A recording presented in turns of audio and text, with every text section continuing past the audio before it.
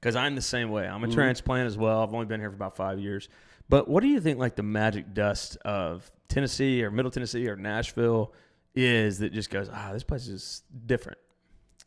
The magic dust is this right here. It's the connections.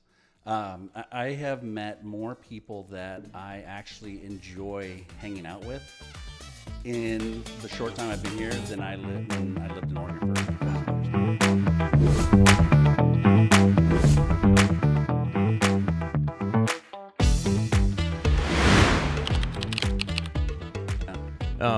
We're recording. Okay. I always say I'm super nonchalant with the open. I don't know how to open these, so that's typically the opening. Perfect. So Ron, thanks for coming in, man.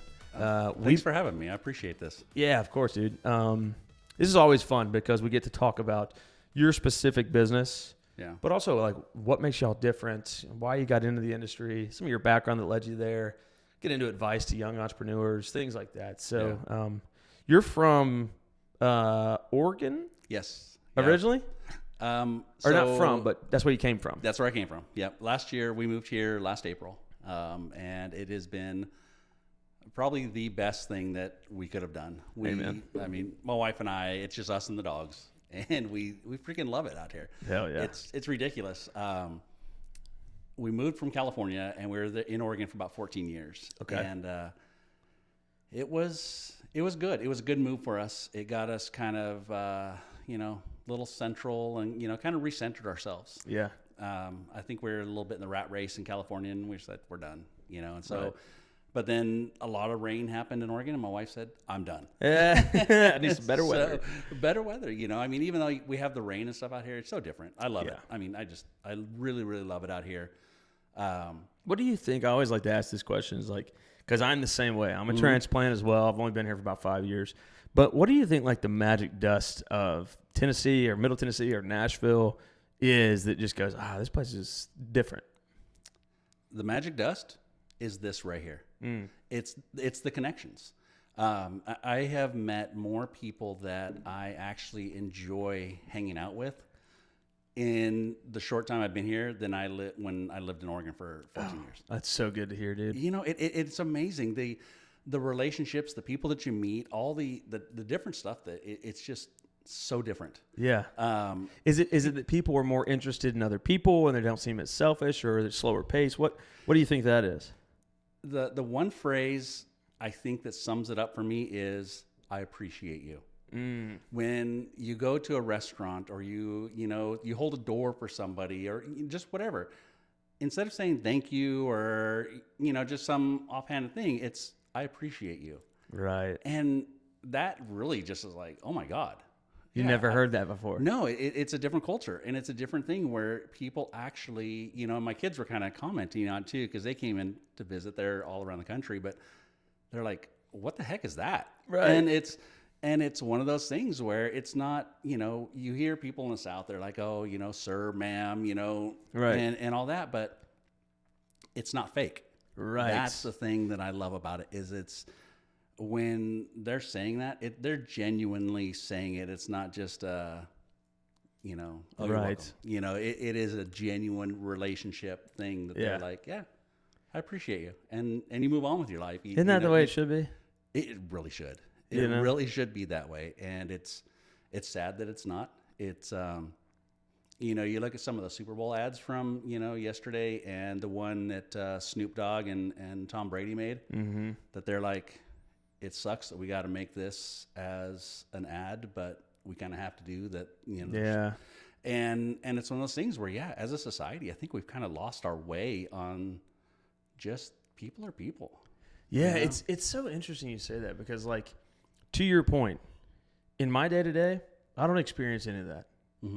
I just experience people appreciating people. Yeah. Like, I don't experience, like, the hate that commercial was talking about. I know it exists. Yeah. But, like, I'm like that kind of, I'm like, what the fuck are they talking about? Because, like, in my day-to-day, people are pleasant. People have bad days, right? Like, and I'm not just communicating with people in Tennessee. I'm communicating with people outside too. And for the most part, I feel like if you're just a kind person to people, you'll pretty much get it back. Yeah. Even from one of the biggest bastards ever. If you're like, hey, man, I appreciate you. They're like, I can't be mean to him. Like, I don't know. I think if people would give it before expecting it in the most part, it would probably change their lives a little bit. Yeah, and giving it without expecting it. Yeah, absolutely. I mean, that's what I'm saying. Yeah. Okay. So we were just talking off camera about just the process of home buying and the emotional aspect of it and dealing with people's really intimate stuff. Yeah. I had a realtor say, I'm going to butcher it, but we were talking about how like emotional the process can be. And he was like, yeah, I've been in, I've been in more couples' bedrooms than anybody else, and like he's showing houses and, it's like, even just like that, like most people don't go into somebody else's bedroom and or bathroom. Yeah. But like as a realtor, you're in their shit and then you're in their finances and you're in their, all of that stuff. Right. So, I wanted to just kind of get your opinion and advice on how should realtors or how do you guys balance that like emotional versus transactional, because both have to take place here. How do y'all balance that? Oh my gosh, it's such a fine line because it's interwoven the whole time from the first moment that you're talking with somebody, and whether it's a buyer or a seller. I mean, if I'm going to work with a buyer and they're like, okay, I want to buy a $500,000 home. Fantastic. Let's do that. What are your specific needs? What's important to you? And we start to identify those things. And then there are moments when next thing you know, you're like, well, that's not an important thing. And it's sorry, a little tickle in my throat there got me. No, you're good. But it's all interwoven. The thing with the transaction and the emotions is really difficult because I think that we tend to get lost in doing our job. Right. And as I'm showing homes to the buyers, as I'm showing, things to the listing agents, it's really easy to just, get lost and forget that this person that is a seller could be going through a death in the family, could have lost their job. Yeah, they could also be upsizing because they've got a huge promotion, and they could be like, oh my gosh, we're going to do this or that. But the emotions and the feelings that person's going through, if we're not like kind of absorbing those and being empathetic and sympathetic, it like you were saying off camera, it shows. Right. If you're being fake or you're not really being there, it shows.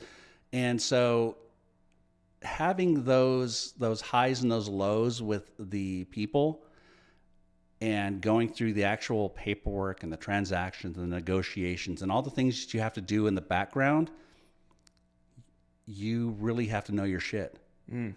And I think that is what makes it successful. I think that's what makes you a successful agent is the baseline stuff. You Right. can go and walk into just this shit show of a transaction and have all these different sides that are so emotional and, just all the pressure points and the pain points that you're going to have to go through. But you know your job so well that you can navigate everything clearly, concise, deal with it, and just basically, walk them through hand in hand, and everything's okay. And then when you get the ones that are just easy, Right. You do your job and you're just like, boom, done, easy.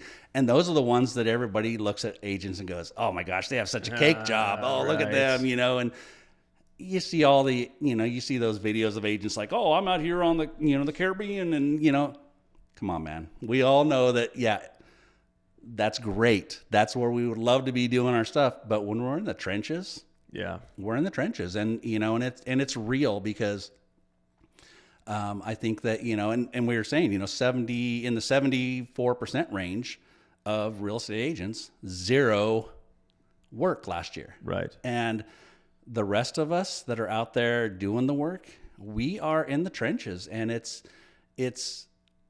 tough. We've given ourselves some black eyes, I think, as an industry. I think that everything's kind of resetting, which is lovely. With the settlement, and everybody's kind of got their opinion. Right. And my opinion is this is great. We all reset.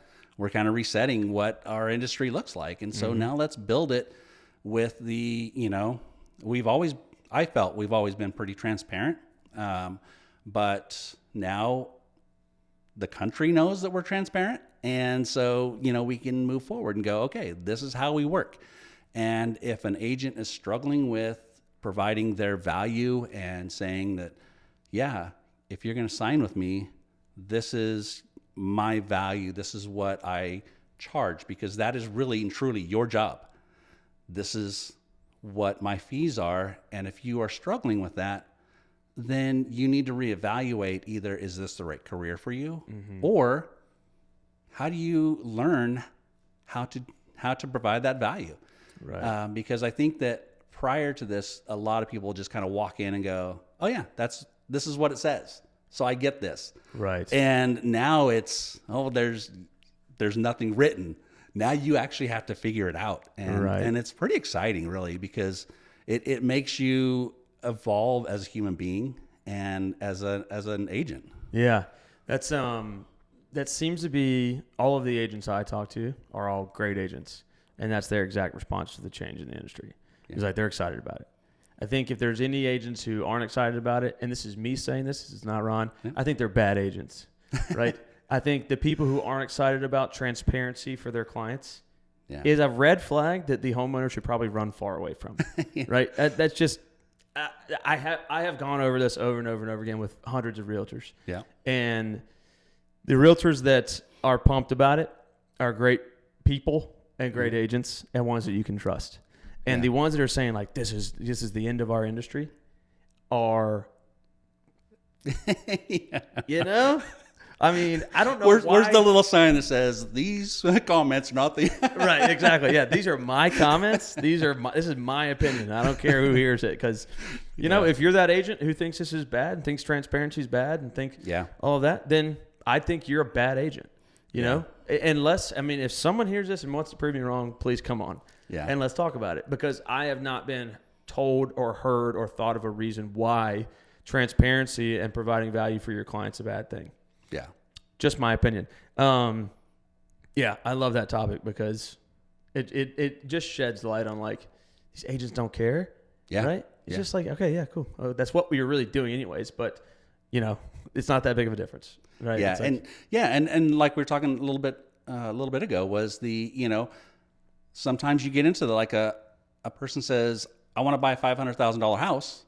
And the mortgage person is like, okay, great. Here's your pre-approval. Right. Well, and then the agent, oh yeah, great. We're going to do this. And you go to put the offer in and the person's like, oh my God, my payment's going to be what? Right. Oh, I can't afford that. Well, yeah, just because you can afford the $500,000 house doesn't mean you should afford the $500,000 house. And that is where I feel a good agent comes into play. Right. Because prior to putting that offer in, as soon as they hear what's your price point, and then they're like, okay, what about your payments? What about HOAs? What about these things that are these fees that, you know, you've rented your, you know, for the last 10 years. All these extra little tiny fees. It's like going wireless with, you know, or cable cutting. Yeah. You know, everything was, all right, we all paid Xfinity. $150 and now, a month. And now it's like, okay, now I'm paying Disney Plus, Paramount Plus, all the Hulu, everything. And you're Wi-Fi, like, well, now I'm paying like $12,000 a month. Yeah. You know, and I don't even know what I'm paying for. Who knows? And I'm sure I'm paying a lot more. Yeah. But you just don't know. Those nickel and dime things, they add up fast. And if you're not looking out for your person, you know, I stay in my lane. I am not a mortgage person. I'm not a title person. But I know enough to be like, hey, what do you think about this? Is this happening? And if you don't feel like, as an agent, if I feel like somebody's not taking care of them as part of my team, you know, the mortgage, I will have that conversation with that mortgage person and be, hey, what's happening here? Because Jane Smith is really not in a good position to be doing this. Why are we pushing this program? Is there something different? Should we just kind of temper our, you know, expectations?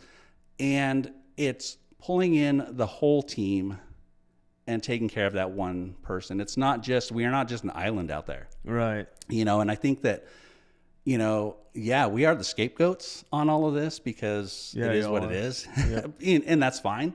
I think, you know, that we're the faces of this stuff. Yep. But some of this is not always going to fall in our laps. Right. We have an expectation, we have a duty to our clients, and I absolutely 100% respect every agent that's out there doing it. I think that we just need to be a little bit better. And what's the driving force behind me building this franchise and this brokerage? I want to change the industry one agent at a time. And that is the bottom line for me. Right. Bring the humanity back to it. Make sure that not the humanity back to it, but bring the focus of the humanity back to it. Bring the empathy, the sympathy, but also strengthen the training, the knowledge, everything that is so key to a transaction. There are so many different points and every different one. I mean, none of them are the same. Right. Because they just aren't. They cannot be the same. And it's just train them to have all the knowledge they need to have, every tool they can have. Some people, they want to be all over social media. All right, well, let's provide those platforms. Let's provide the content. Let's provide all that stuff. Other agents are like, don't want to do it. I want to put it in the newspaper. Right. I'm going to advertise like that. I'm going to sit down at the coffee shop and, and whatever. Fantastic. Right. Then let's find you a great seat at the coffee shop. Yeah, that seems to me like a dream come true for an agent who's looking for a brokerage, right? It's like, hey, we're going to support your business. We want you to be successful. Obviously, we all win if you're successful. But also, we're not going to pigeonhole you in a certain way of doing things. Yeah. Right? We want you to be able to use your personality to market and advertise yourself and your services. What that does to me is that's the authenticity we were talking about, right? Yeah. Like, if someone's forced to be the social media guy, but they're not, it's going to look unauthentic. It's not going to work. It's going to be like, it's just another thing. It is a waste of time, right? But if there's that person that has that personality and they want to be forward and they want to be social media, that can work for them. Yeah. Big time. I think that's a big differentiator that you guys are doing. And that would attract me as a realtor to y'all. Man, go get your license. Let's go. You have nothing going on. Let's go. Exactly. Yeah. I'm not working on anything. Dude, I want to, we've had some pretty cool breakthroughs on our product in the last. I would love to hear about what's going on with you month guys. Or so. Yeah, dude. So, our product right now is about 1% of what it will be in 6 months. Okay. Right. Because we've always had this desire for our product to be this. Here's the best way to describe it. Your car has a dashboard with 52 indication lights on it telling you exactly when a pound of pressure is out of the tires or when you need fluid or when you need to get your oil changed or when you need to do this or when you need to do that, all with the whole purpose of extending the life of your vehicle and taking care of it. Right. But our home, $600,000, $500 on average in the country, has nothing of the equivalent. Right? We only find out that we should have been maintaining our HVAC system twice a year when it dies, and then we have to replace it, right? That's the equivalent of man, I should have been changing my oil. My engine died, and now I have to replace the whole engine, right? Right, It doesn't make any sense. What we're essentially doing is saying, hey, to own a car, you don't have to be a mechanic, right? Your car's going to tell you what it needs to do. But to own a house, you have to be an expert in HVAC, roofing, gutter, landscape. You have to be this expert on all these things that no one has the knowledge on. And that knowledge is slowly getting further and further away from the average consumer. So it's like, what our product is becoming with the recent advancements in just AI as a whole is this home assistant, right? To where I can say, hey, we're rebranding to Oply, O-P-L-Y. Okay. Home Operations Ally. So I can say in the chat, in the app, hey, Oply, what was the color paint I used on my living room 2 years ago? And it'll say, you use Repros Gray. Here's a link to buy more. Would you like me to schedule you a painter? And it's one click to schedule the painter to whatever, right? Or preemptive and proactive predictions for your specific home's needs based on the location and your actual home, right? So it's like, hey, your warranty for your HVAC system is about to go up. Make sure to have an inspection done on it to cover anything that's fucked up with it. Yeah. Because your warranty's still active, but it won't be next month. Click here to schedule with your HVAC guy. Or, hey, there's about to be a winter storm in 2 weeks in your area. Do you want to winterize your sprinkler system? Or do you want to, check your plumbing and winterize it before the freeze in order to prevent loss. So like what we're trying to do and be is this preemptive thing to where your home should just tell you exactly what it needs done to it, right? There should be no guess game. There should be no trying to figure out who does what, right? That's going to be a thing of the past. If you think about in 100 years, how somebody's going to hire a HVAC guy, right?